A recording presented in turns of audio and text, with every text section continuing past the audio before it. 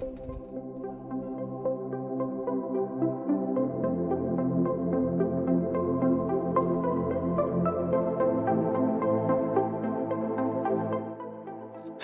you are and whenever you are, welcome back to Coffee and UFOs. I'm Alan B. Smith, your most grateful host, and tonight we have an esteemed guest that I'm really excited to have on, Bob Spearing. He is the Director of International Investigations for MUFON, organization which I'm very proud to be a field investigator for.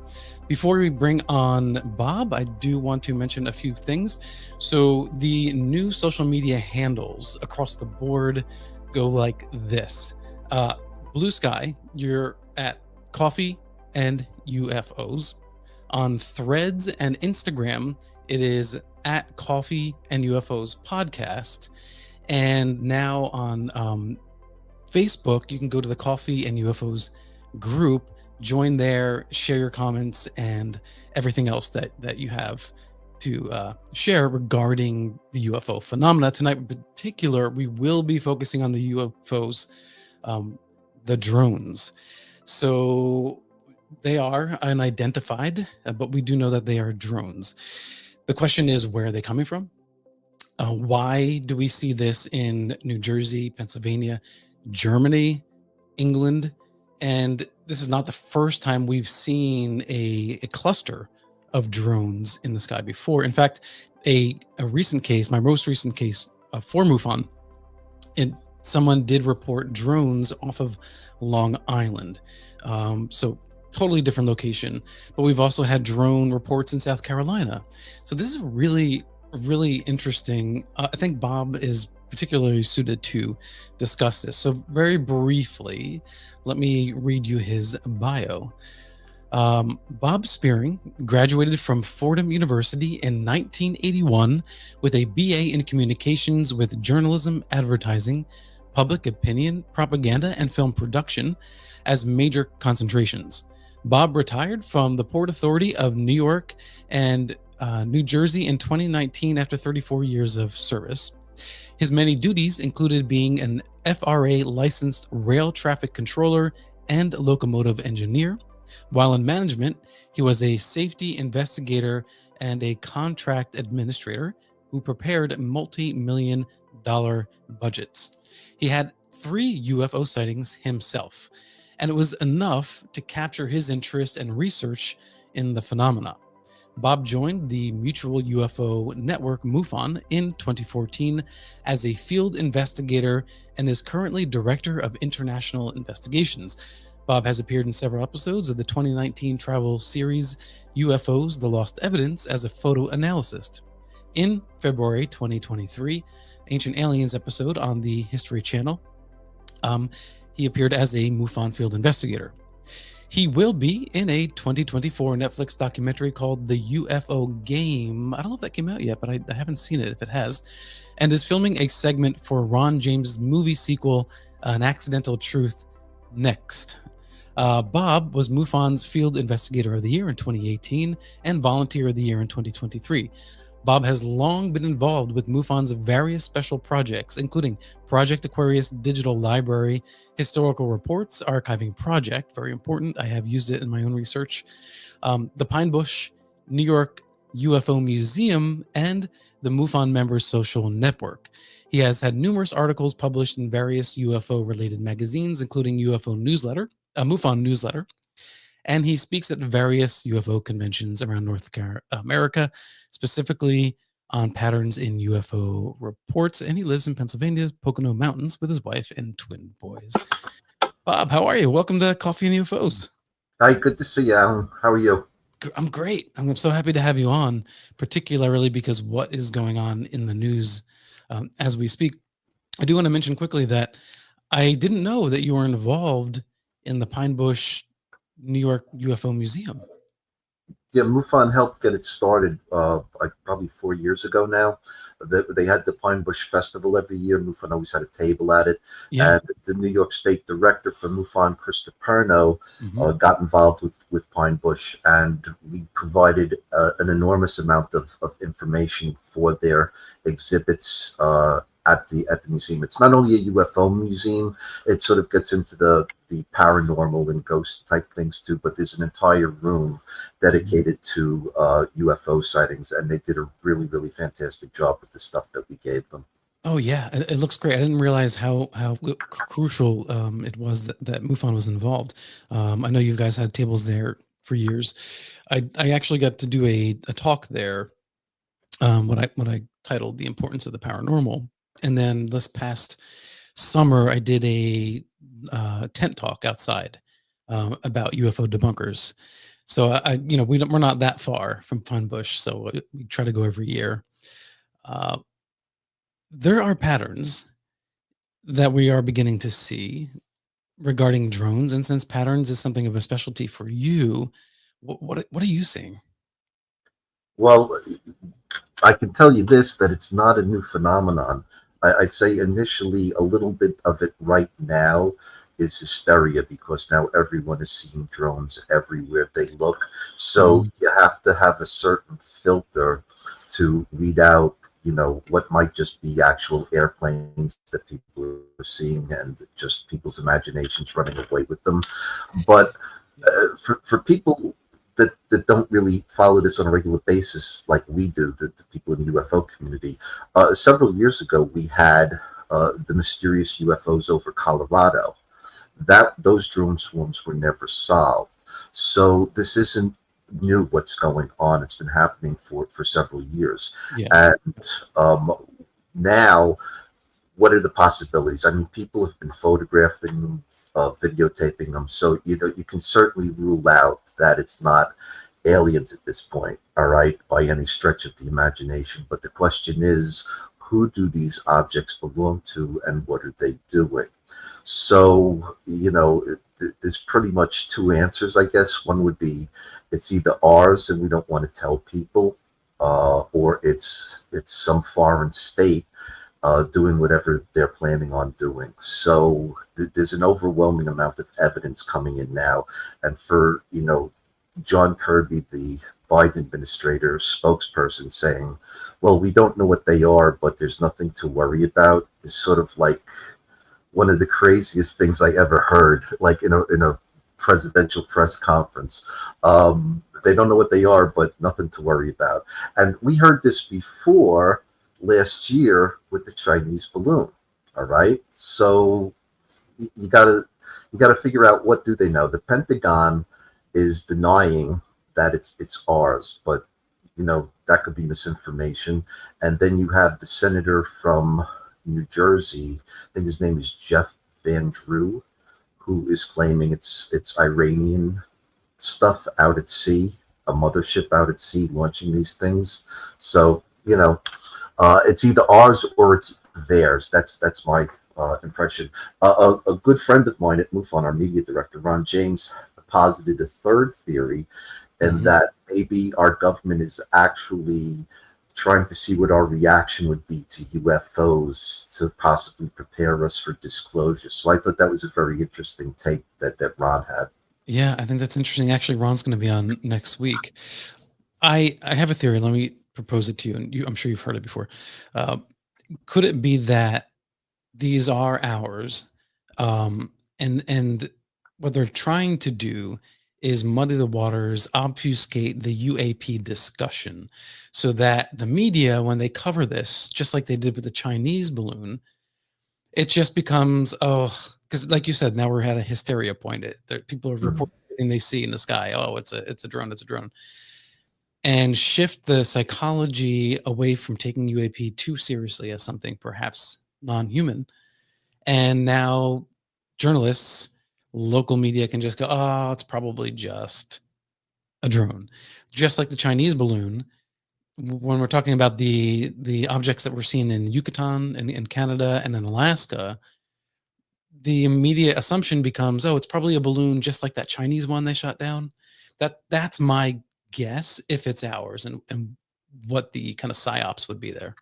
Well, I absolutely think that that's very plausible because they think that people have short memories. Okay, so they remember nobody would have ever known about the Chinese balloon unless that guy in Montana saw it flying by, and then it created a problem for the administration.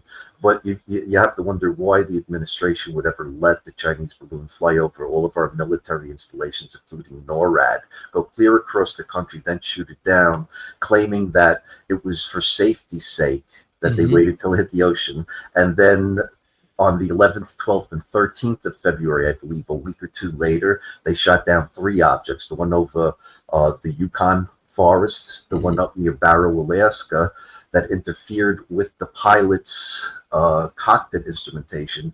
And the one that I found most interesting of all was the one they shot down over Lake Huron. That was an Hmm. octagon-shaped object. And MUFON actually investigated and found a tremendous amount of octagon-shaped objects after that, and we actually submitted a report to, I believe it was Kirsten Gillibrand's office, on all of the Yeah. Yeah. octagons that we found. And then in all three of those instances, they gave up after a week looking for those things. All When you right. say you found, what do you mean by that? What do you mean? In the case reports? Oh, yeah, we found that there was a pattern with octagon-shaped objects over a number of years over the United States and England, Hmm. mostly near strategic military installations, including special war ops in San Diego. Yeah. And all of the objects were the same size, approximately 30 to 60 feet in diameter, all had orange, yellow, and white lights on the bottoms of them. And the press basically buried that story, all right, after they shot down these things. It's like they couldn't find these things in 140 feet of water in Lake Huron, but they could find the Titan submersible in 12,000 feet of water in a search field the size of Massachusetts. All Hmm. right, so they lie to you and hope it goes away. So yes, are they trying to maybe desensitize us with this round of drones? Yeah, totally possible. Yeah, that's a good word to desensitize us. But like, for instance, this drone that was captured, uh, this is alleged to be a car-sized, roughly. I mean, and as an investigator how hard it is to kind of investigate, estimate Hmm. size when you don't have another object nearby Hmm. to compare it to. So, do you think that these are actually car-sized objects that people are seeing? Our state director in New Jersey, David Fritz, saw one. He was in close range of it, and he Wow, I said didn't know that. that he he thought it was the size of a desk, a big desk. He said it was Okay. very loud, and he thought it had five quadcopter propellers to it. But Yeah. he's a seasoned field investigator, and if he says that it's, you know, the size of a desk, I would tend to think that he's accurate. And they're actually, if a person has a certain amount of distance acumen, all right, maybe Hmm. you can't Hmm. see in the video some sort of landmark, but the Right. person could see and estimate how far away the object he thought it might be. Right. There is a way that our photo analysts at MUFON can actually take all of the pixels in a Hmm. horizontal line, isolate the pixel amounts of the object, and then Yeah. they do some trigonometry, and they can actually come up with a fairly good estimate of the size of an object. So I do believe that some of these might be big Very big. objects that you definitely do not buy at Walmart. Right. So here's a map. I got this from the New York Post. So these are some of the hotspots in New Jersey. Morris County is we've heard a lot of them out of Morris County, but Hunterdon and Somerset. Wow, it's amazing. In Monmouth County, so in Monmouth County, you have Air Force bases, military bases. Is there reason to believe that these are coordinated around military installations? Because I don't see a necessarily a pattern there. I do. In England, the military base, I forget the name of it. It's something Mhm. Edge something. Um, it was a strategic base that had B-52 bombers Mhm. that were capable of carrying like nuclear missiles. Also at the same base were F-35s and F-15 fighter jets. So think about it. You have this, maybe $20,000 drone that can, blow up a $500 million airplane. That Mhm. is a lot of issues that the United States would have to deal with. Okay, so when you look at the Morris County incursions, some Mhm. of them were near Trump's properties, And you know that the Iranians have tried to infiltrate the United States with at least surface-to-air missiles to try to take down Trump's plane. According to the FBI, that there may be as many as 5 terror cells and 5 surface-to-air missiles. So it would seem logical that you might see them near Trump's properties. Also in Morris County, you have Picatinny Arsenal, which is a really, really interesting place. All right. Uh, they have nukes stored there. They have biological weapons and chemical weapon development. They test out all sorts of ordinances. Okay, and what's interesting about Picatinny also is that over the past decade, there were a series of high-profile military suicides at the facility, and MUFON actually has a report that in the 1960s, a general who was dating a woman that was at Picatinny would get drunk and start crying and talking about that they had intact UFOs stored in the basement of Picatinny Arsenal. So Picatinny's interesting for any number of reasons. What wasn't in your map down there is that there's also a string of drone sightings going essentially from McGuire Fort Dix Joint base all the way over to basically Philadelphia. The Philadelphia corridor near the airport, near the Delaware River, has always been a hotspot for orbs and drone type objects. So they're all over the place. And the question is, where are they coming from? And can you believe everybody that's seeing them? And my answer to that is, if you don't believe anybody else, there was the Coast Guard cutter off the coast of New Jersey that was being trailed this week by 14 objects. So I don't think they're mistaking what they're seeing. I don't think it's hysteria on a Coast Guard cutter. So if you believe one report only, you have to believe that one. Well, like you mentioned earlier, Jeff Andrew, speculated or he seemed very confident in his assertion that there was a mothership from Iran. But then you had Deputy Pentagon Press Secretary Sabrina Singh refute that. And she said there's absolutely no evidence to support that. But then she offered no answers. And there are local government leaders that are getting upset, right? So in Pennsylvania, like you said, the Bucks County area, we're getting more reports. And Republican Brian Fitzgerald said, quote, "I am calling on our federal agencies to immediately increase resources dedicated to investigating this escalating issue. Transparency is not optional. It is a necessity." This is being taken very seriously by government officials, especially local. Why can't the Biden administration at least say, we have tracked some of these things, or we have some idea or some inclination? Why would they deny the 3,000 reports? I mean, that's obviously a lot of that. There's a lot of. I could give you. I think I can give you a good reason. Sure. The same way they obfuscated the Chinese balloon shoot downs the week after the other objects after the Chinese balloon shoot down, and hoped it would all go away. They only have 38 days left of their administration. I don't think they care. I think they would prefer to just drop it in the lap of the next presidential administration. Interesting. Okay. So they're trying to kick the can as far as they can. Exactly. The holiday season's coming up. In about a week and a half, people are going to be really distracted with that.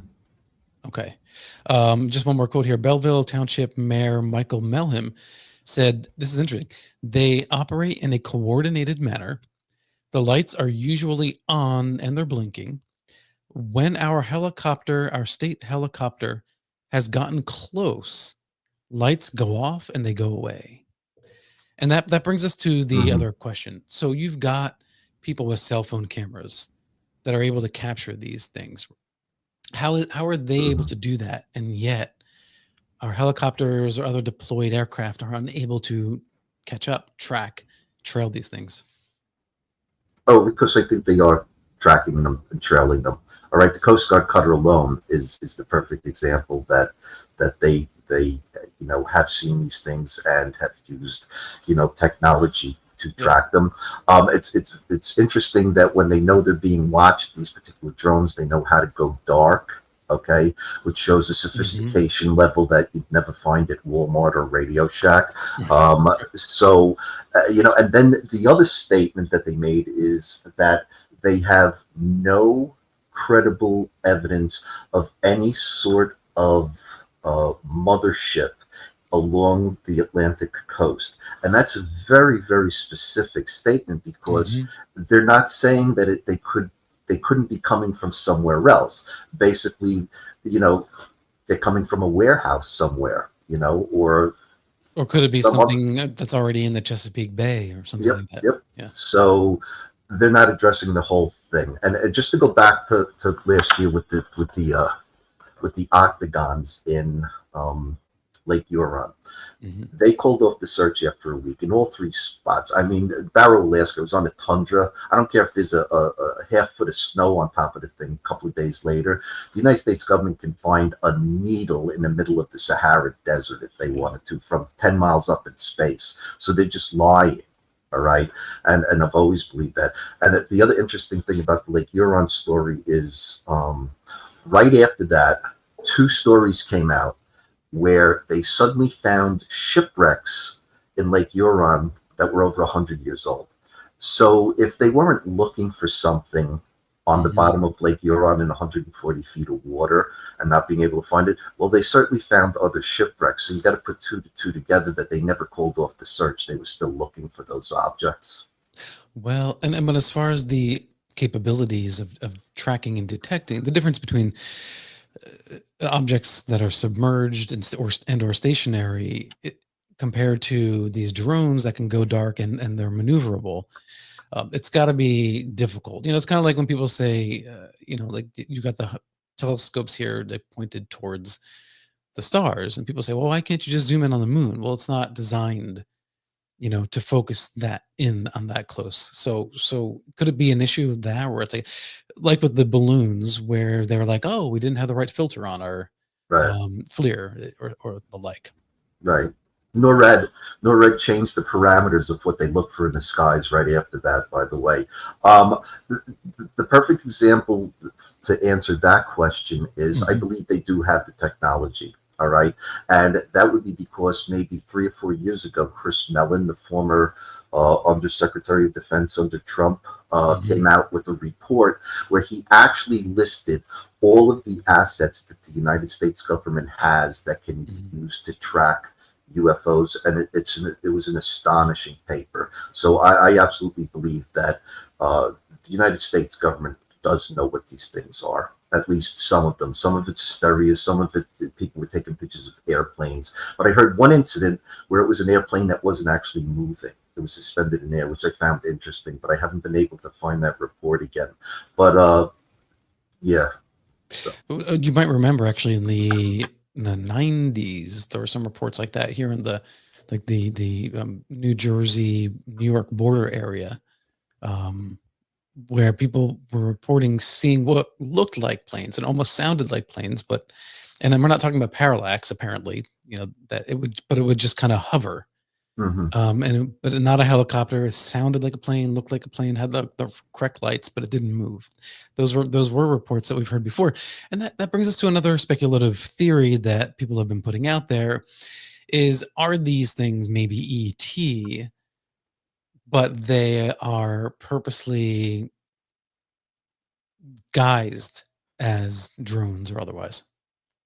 Um, I, just my opinion, but I would say no. But Mhm. I do like what Ron said, that maybe it's possibly trying to gauge the public's reaction to see how they might feel about actual ETs arriving. Um, so this may be like a test run. I also suggested to Ron the other day, I says, could we be seeing like practice runs for Project Bluebeam? If Project Bluebeam does exist, the fake alien invasion, could this be some sort of preparatory work to see how the public would react? And I say, yeah, anything's possible. I could tell you stuff. It's like I still don't think Starlink is for internet service, or at least internet Okay, service. we have to go there. What's your Okay. theory on Starlink? Okay. If you ever saw a deployed Starlink satellite, and Yep. there's now a network of them spanning the globe, They look sort of like cylinders with the solar panel array, okay, almost like a Venetian blind opening up. So you picture this oval-shaped object when fully deployed with like a big screen that's sort of beveled, all right? Mm-hmm. If you go back to Ronald Reagan's Star Wars program in the early 80s, even earlier, Werner von Braun was involved with it. Oppenheimer was involved with it, and they had a design for satellite killing satellites, and it was called Operation Brilliant Pebbles. And all you got to do is do a Google search, photo search, drawing search, image search for a fully deployed Starlink satellite, and compare it to the conceptual drawing for an Operation Brilliant Pebbles satellite. You can find that on Wikipedia. They're exactly the same. And then when you see the actual dispersion map of where the project Brilliant Pebbles satellite was supposed to go, it's identical to the Starlink dispersion around the globe. It's identical. The satellites themselves are identical. The dispersion pattern's identical. It's a weapon. Starlink is a weapon waiting to be used. That's a bold statement. Just look at the two pictures side by side and you'll go, wow. Yeah. Yeah. Okay, here's another thing, since we're on Starlink. So Elon Musk, when he does interviews and people ask him about aliens or extraterrestrial, I don't see evidence for that, blah, blah, blah, blah, blah. My suspicion is, one, as a businessman, you're getting government money to explore space using conventional rocketry. So it would behoove you to admit that there could be anti-gravity technology, right? Even if he walked into a UFO, had seen one, maybe had been on some special access program access and knew about it, he wouldn't release that because he can't make money off of that. Sure. And he only says he doesn't think there's aliens. He's never seen any evidence of aliens. But there's like several other theories about what UFOs might be. So Sure. like maybe he's just giving you the most restrictive answer, and he does know something about what they are, and they're not alien. Maybe they're time travelers or interdimensional or something. Yeah. And he's not gonna spill the beans on that one. Do you know the story between the link between him and Werner von Braun? No. Werner von Braun, when he came over in Operation Paperclip, was working in New Mexico on a secret weapons program during the Cold War before he went to NASA. And he wrote a novel, and it was all about the colonization of Mars, okay? And in, I think it's chapter 28, it's a very technical, boring novel. Mm-hmm. I think it's like Project Mars or something it's called. In chapter 28, he describes what the government of Mars would be like when it's colonized. Mm-hmm. And the leader of the Martian colony, his title would be the Elon, E-L-O-N, which means oak tree in Hebrew. And obviously Elon Musk wants to colonize Mars. So there's very interesting time travel type thing going on there. Do you subscribe to the time traveling theory? That's my favorite one, actually. Yeah. Yeah. You think there is more evidence for that? I definitely think there's. I've gone through the history of the planet basically, and I can pull out dozens of incidences where I think that there's been timeline interference on Earth, sort of guiding us in a designer history type of way. History's not random going forward. I definitely think somebody is trying to manipulate it to go a certain way. More than one group, actually. But that's just my theories. Like in a James Joyce kind of a way, or? Oh God, I hope not. Like Gravity's End Gravity's Rainbow by Thomas Pynchon. Oh no, that'd be too complicated. That'd be the multiverse theory. Yeah. But I do find that fascinating. So if there is time traveling, is it us? I believe it's us. Yes, I do believe it's us. Well, what about the grandfather paradox, though? Well, the question is, when is the time travel machine built? All right, there's the professor, I can't think of his name. His father died when he was young. He always wanted to go back in time. So theoretically, he's got the idea to build a time machine. Michio Kakushio, I can't even pronounce his name. He believes that Yeah. We already know how to do it. It's just the problem of building the technology.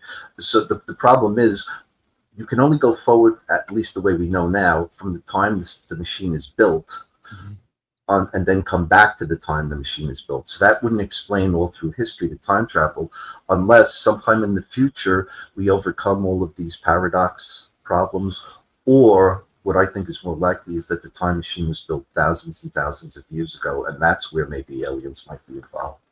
Okay, that's a whole other rabbit hole that we can I love rabbit holes. All right. we can save that for another day for sure. I do want to get back to this. So this was just yesterday, and you may have heard this. Kristen Gillibrand, Go New York, Chuck Schumer, Cory Booker, Andy Kim. He's the Senate elect in New Jersey because the current senator is stepping down to allow him to come in early. They co-signed a letter to the FBI, the Department of Homeland Security, and the Federal Aviation Administration to demand investigation and identification of these drones. So this, this is a bit odd, right? But the interesting thing is that Schumer and Gillibrand really seem intent on revealing what the UAP enigma is. Uh, so I wonder if they're looking at this as somehow related to the UAP phenomena. I definitely think that that's a possibility. I think that ufology's greatest congressional advocates would Hmm. be Nancy Mace, Kirsten Gillibrand, Tim Burchett, and Andre Carson, the congressman. Burchett, Mace, and uh, Carson being the Congress people, Hmm. and Gillibrand being the senator. She, I think, has her sights zeroing in on the military, that they're hiding stuff, and I believe that's actually true. But Hmm. it seems like when they have these congressional hearings every couple of decades, it's like they're starting from scratch. And Yeah. everyone forgets what happened 20 years ago. And it's like it's just this revolving door, and we're not getting anywhere. It's there's got to be a different approach. I don't know what it is, but I'm very proud of people like Gillibrand and Mace and Burchett and Carson, because they're really trying to get to the bottom of it. Yeah, I mean, they tend to be a little bit more out front, but I would guess that someone like Chuck Schumer is doing more silent work behind the scenes, working the aisles. Uh, I mean, that's what they do. I think that I might disagree a little bit with the revolving door because there is a more frequency of media attention on the subject than we've ever Yes, had. So that's more consistent. and that's And because of the internet. That's because yes, they can't hide stuff anymore. It goes all over the place in a day. right. So it's easier to kind of string the narrative and hold on to that narrative. I mean, every time there's a report, they replay the gimbal, Hmm. the Go Fast video, the Nimitz video over and over again, which just reminds people of that thing that they've heard about years ago, and that all ties together. So I think we are in a really good place. Do you think that we will actually get disclosure within our lifetime? I'm not optimistic, but I think that if we do get this closure, Hmm.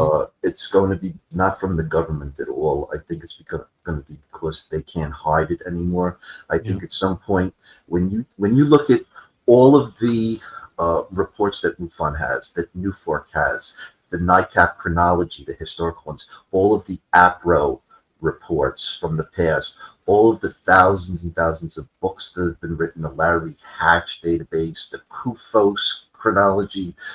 At some Yeah. point, AA is going to be able to crunch all of that stuff, and I think sooner rather than later. And it's going to be from the public-private sector. I think disclosure will come, if it comes at all.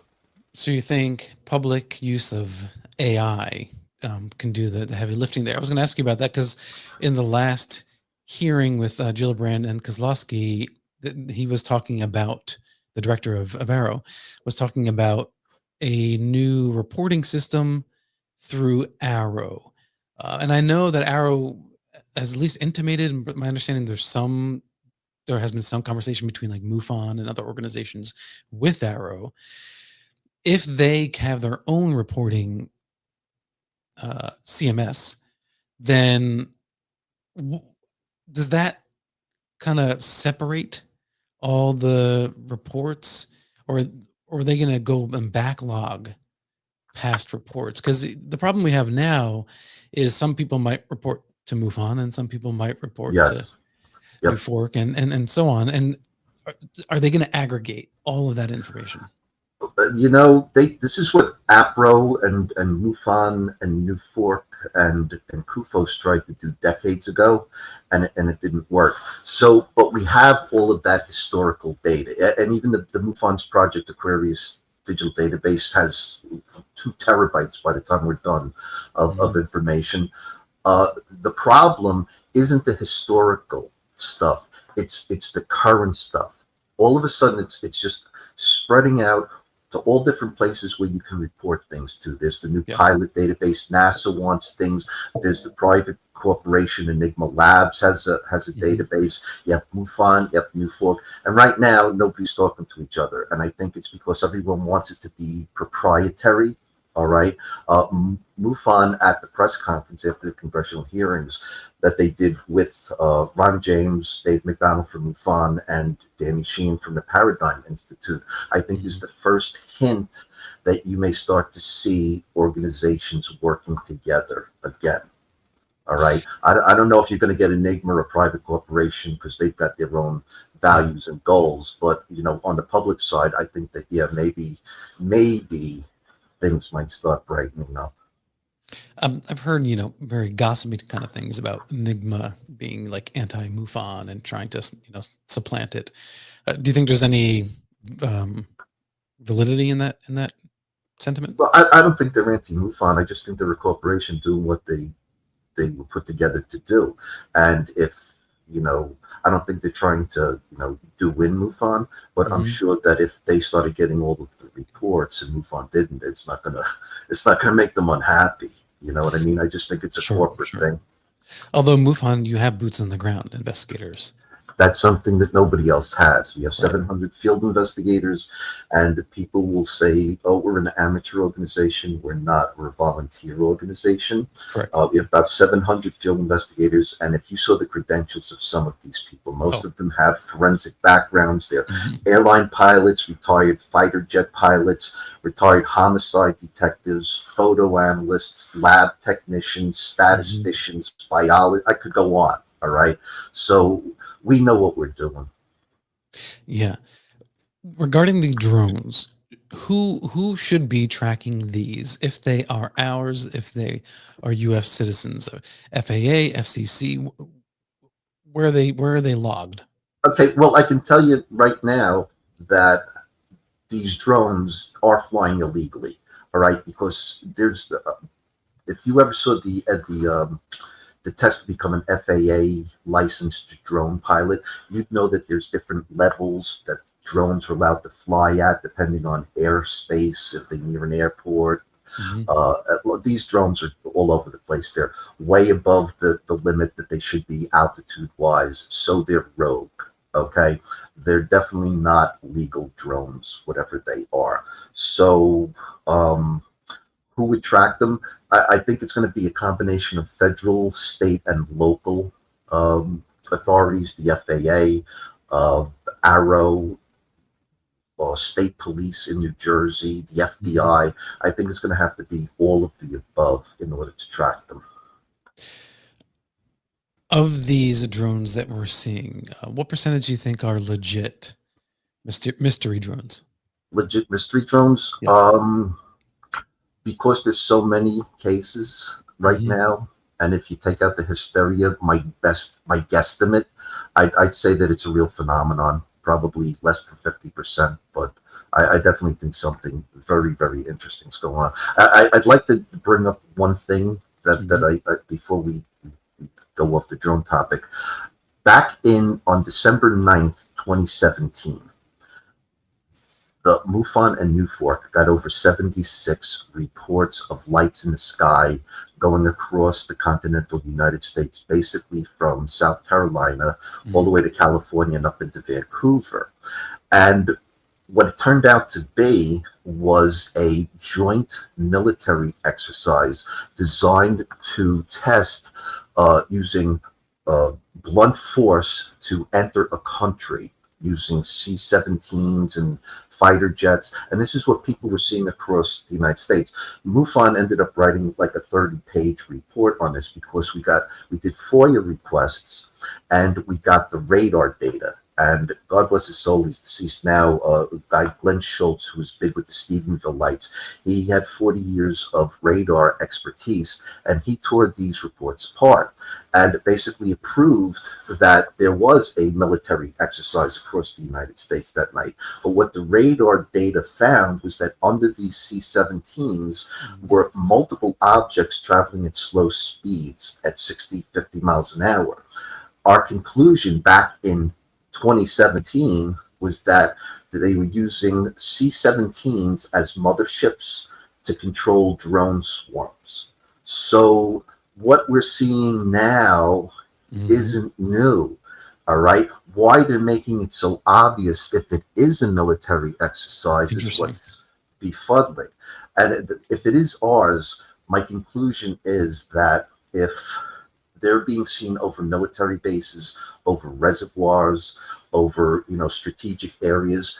Maybe it's us practicing if we had to go into another country and take out their airfields and their reservoirs, and it would make sense. And maybe in the near future, the government will come out and tell us what's going on, but right now they can't. Would we be collaborating with our allies then in England and Germany? Because there's drones there too. Yeah, and I think that maybe because things are so compartmentalized, maybe in some of these cases, one part of our military doesn't want the other part of our military to know what they're doing. Okay, so we just recently had the Coast Guard cutter this week being monitored by all of these drones. That was happening several years ago too. Those blinking triangular drones that were reported over battleships. Maybe one part of our government is testing another part of our government just to see, what they can and cannot do operationally. And is there any chance that I wish there was a lighter, I could think of a lesser version of false flag, because that's not what I mean. But is it possible that they want us psychologically, they meaning whomever in black ops operations, want us to think that it is China or it is Russia, to prime us psychologically to think of them more adversarially? Yes, and I don't want to get into politics, but the Biden administration is very into giving stuff to Ukraine, and Putin in turn is escalating. And people are saying NATO is preparing for war, and they're bringing back the draft in the Scandinavian countries and in the United Kingdom and in the United States. Here they want to make, if a draft ever came back, women would have to be eligible for the draft. So there's something going on that's sort of warmongering, and people may say, oh, it's the industrial military machine just looking to make money at the cost of lives. But yes, I definitely think that that's a possibility. I don't know if that will change with the new administration, but right now, I think everybody in the United States views Iran and China as our competitors at the very least, and adversaries, at least militarily. Think of just Taiwan, all right? If they take over Taiwan and they close the strait in between, the major shipping channel in the world, and get control of all of the semiconductors that are manufactured in China, we're sort of screwed, all right? So I think that they want us, the general public, to believe that Iran and China are the enemy. And especially when economies aren't doing good or governments are failing, they want the people, the citizens, to look to an external enemy to take the heat off the government itself. Well, that makes it interesting. Now I have to look into the background of Jeff Van Drew to see who his donors are, because it makes me wonder. He's so very sure and adamant about it. I did get the sense of fear mongering from him. Well, do you remember a couple of months back when they got I guess it was a year ago, Senator Kennedy when he came out of the secret hearing, he says, people, you should just lock your doors at night. That was a very ominous thing to say. So I don't know what they told him there or whether it was just fear mongering, but that was the most curious statement I heard anybody make, was Senator Kennedy's. It's a chilling statement as well. Mm-hmm. If you are an investigator, MUFON or otherwise, and you get a report and it's most likely a drone or one of these mystery drones, how do you approach this differently, or don't you? Well, I guess it comes down to whether or not there's footage or photos of it, as opposed to nothing. We don't investigate UFOs. We investigate UFO reports, because it's usually, we get the report long after the UFO is gone. Okay.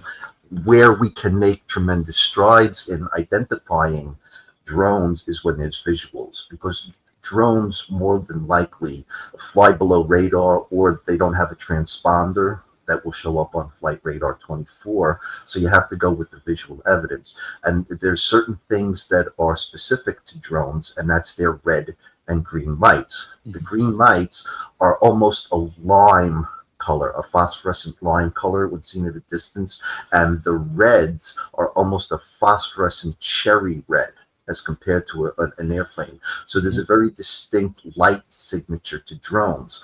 Also, in a lot of these cases that we get with video footage, you'll see different types of blinking patterns. And those blinking patterns are significant because they're telling the operator on the ground, you're going out of range. The battery's draining. Okay, so yeah, Mark D'Antonio, Mark D'Antonio, probably better. He's better at this than probably anybody else in the world, because he's a drone fanatic himself.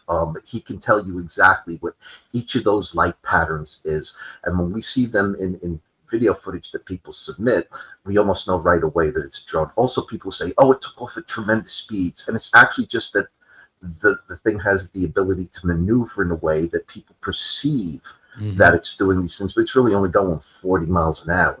Sure. Yeah. Yeah. I mean that's normal. What do you enjoy the most about volunteering for MUFON and investigating UFO reports? They just, I love MUFON. All right, they have been very, very good to me. They have let me see things that just nobody has seen before. And one of my jobs at MUFON is with the Project Aquarius Digital Library, getting out the information that was on paper decades ago that has been scanned and digitized. And there's stuff that the public has never seen.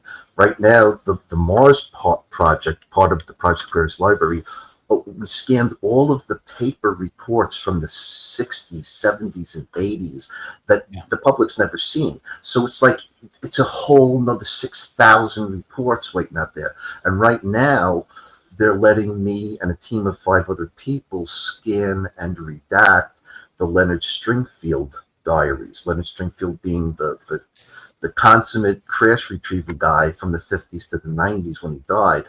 He had 65 diaries typed over 15 years by his private secretary, totaling 12,000 pages. Wow. And I'm telling you, some of the stuff we're reading is beyond scary. And he had a lot of sources in the CIA. And I just wanted to, I've been telling people this one story. The people are named in the diary, so we have to remove their names. And one of them was a CIA bureau chief, and he was begging Len Stringfield to not release the report. He goes, Len, if they're not afraid to kill Kennedy, they won't be afraid to kill a CIA bureau chief. That's how scared this guy was, all right? So we anticipate at the MUFON Symposium this coming July, that'll be in Covington, Kentucky, we're going to be dropping some big bombshells at the symposium Saturday night. So I think you want to stay tuned for that. That sounds interesting. Anybody that we know? No, I really can't tell you, but the U.S. government, if you think they were hiding stuff from you now, they've been hiding stuff from you for a long time. Well, in the last symposium, there was some information about the metamaterial material, right, yes, that was found. Do you feel like that was as groundbreaking as people expected it to be, or? I absolutely do. It is so groundbreaking that Saturday night, along with the Stringfield Diaries, we're Hmm. going to be doing Unknown Materials Part 2. All right. And we'll be giving an update on the Russian sample. And that's startling. I'm going to be getting the report from our lab probably within the next week or two. Yeah. And I already know what's in it. And it's the real deal. And Ron James has even more bombshells he may or may not tell you when you interview him. I'll press him next week and see what we can get. I'm sure he'll be pretty tight-lipped. Uh, the the library that David Marler had just worked on and opened up. Did you coordinate? Did MUFON coordinate with him? No, no, we did not. And I do want to give him credit because he just got that mythical lost APRO file cabinet. There apparently were three APRO file cabinets. One of them is in the public domain. I think thanks to people like Isaac Coy and Plasfon and the fellow who scanned it, I can't remember his name. Phenomenal newspaper clippings collection. The second cabinet, I believe, is permanently lost, but the third cabinet was taken by a family, put in their garage, and then they refused to do anything with it for like 40, 50 years. And people would offer them tens of thousands of dollars. And somehow Mahler got the cabinet last year. And the difference between Mahler's collection Yeah. and MUFON's digital library, Project Aquarius, is that we're all digital. Everything he has is physical. He's got the file cabinets full of stuff. He's got all sorts of crazy stuff in his collection, but he's not digitized. And I hope at some point him and whoever he's working with and getting Yeah.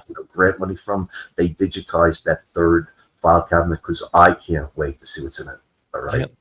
Like, let's get that digitized Mm-hmm. ASAP because it's that's a national treasure, and the fact that it survived Amazing. yeah, this whole And time is I never thought we were ever gonna that was ever gonna see the light of day. I'm so happy about that. yeah. Kudos to him. And accidents happen, and it's like, just get it done before it's too late, because once it's digitized, then you're safe, you're good to go. Mhm. You mentioned earlier time traveling, right?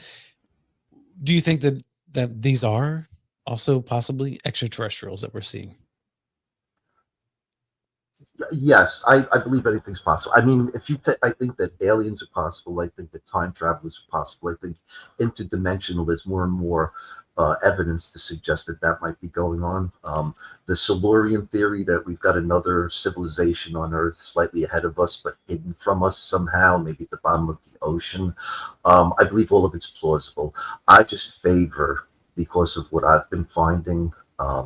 The time travel theory. I'm big into Yeah. portals, and I have a collection of portal reports that would scare you, of triangles and stuff coming out of portals in the sky. And I mean, I'm going back, 500 years, Mhm. reports of triangles coming out of what seem to be portals. And I could also tell you certain accounts of ancient battles that changed the course of history, where there may have been modern fighter jets taking out one particular army to ensure that, say, a very, very famous religious person would be born.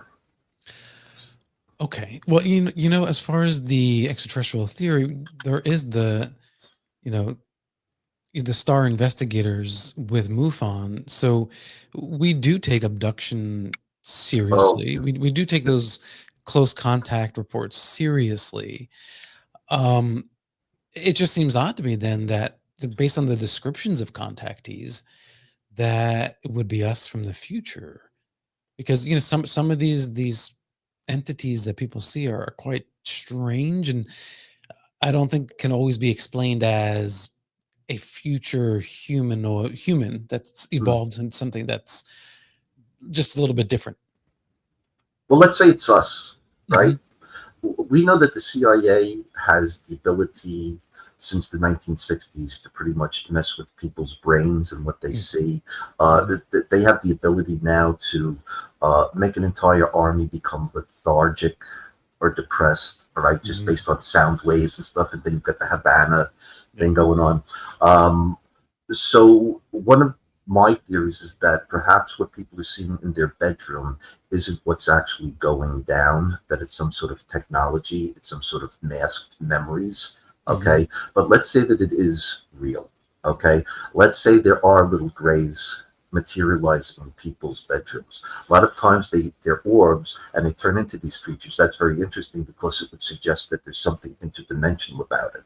Okay. Sure. The other theory that I've heard from somebody, I can't tell you who, is that they may be plant based and that in the future they may be some sort of soulless biological drones where through genetic experimentation, plant and human hybrids were created to do a certain job, if Uh, not by say time traveling humans or interdimensionals from somewhere, but mhm. actually by say let's say tall Nordics from another planet, and they actually work for the Nordics. What's interesting, one of the things I always like to talk about is the difference between Greys and Nordics. All right, humans and Nordics are basically humanoid. All predatory animals have eyes facing forward. Mhm. And sometimes the tall Nordics aren't as nice as they seem. They can be beguiling and then they trick. All right. So could they be apex predators? And the other interesting thing is that with grays, their eyes are black and go around to the side of their head. Think of a Mhm. deer. A deer is a prey. All right. So Yeah. could the Nordics have domesticated a type of gray Yeah. like the way we would domesticate a dog? Uh, I hope not, because that would mean there's a superior predatory species behind the phenomena that's going on. In chat, Alien Love says, "Well, what about future AI? In what sense? These beings that people are seeing, That there's some sort of computer generated entity, uh, like the Matrix no theory? artificial intelligence, but in the future coming back or uh, time traveling." Well, sure. I mean, there's the theory that aliens, if they were coming here, the distance is so vast that it wouldn't be some sort of biological entities. It'd be some sort of machines or Yeah. drones. All right. But I think that the physicist Eric Davis has already written papers basically saying that if the universe is 47 billion light years wide, but Hmm. you're able to bend space and time with the right technology, you could go from one end of the universe to the other like that. So why would you need drones then to be building galaxy by galaxy if you could just get here in 2 seconds from anywhere? Then you would be dealing, I think, with biological entities, either for looking for resources, or just explorers, the Yeah. curiosity of explorers. Bob, if you can leave us with one thought, what would it be?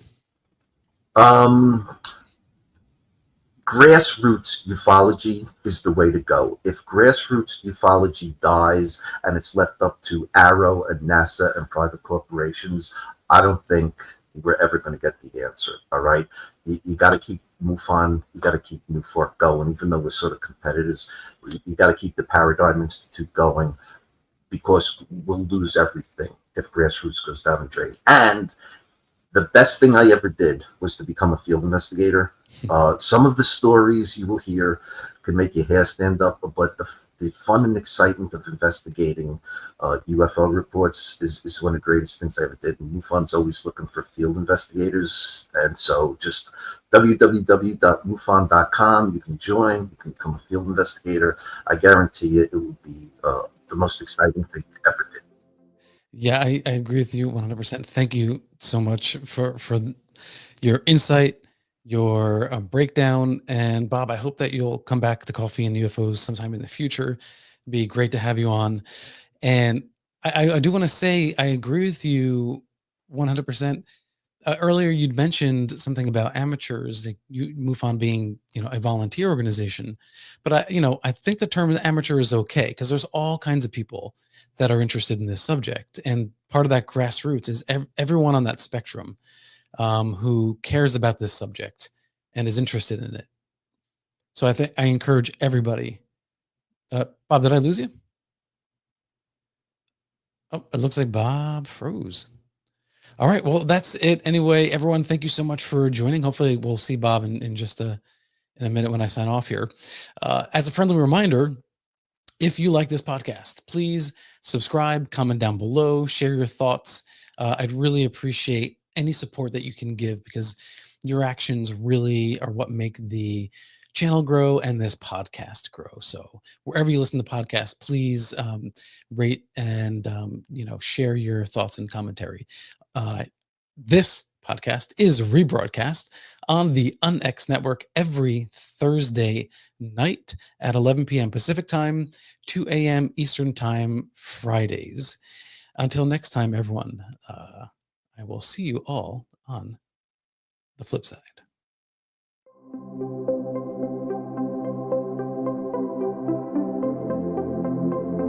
It's good to be an earthling. I wish more of us would think of ourselves that way.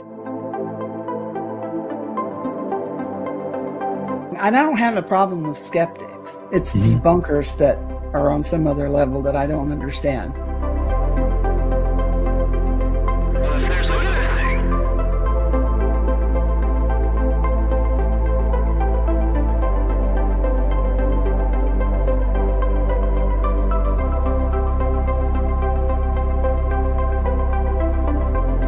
Essentially an inference of a change in local gravity.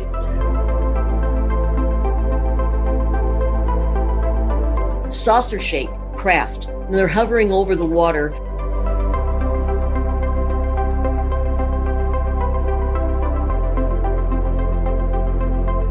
Blue Book Special Report 14. The better the quality of the sighting, the more likely to be unexplainable.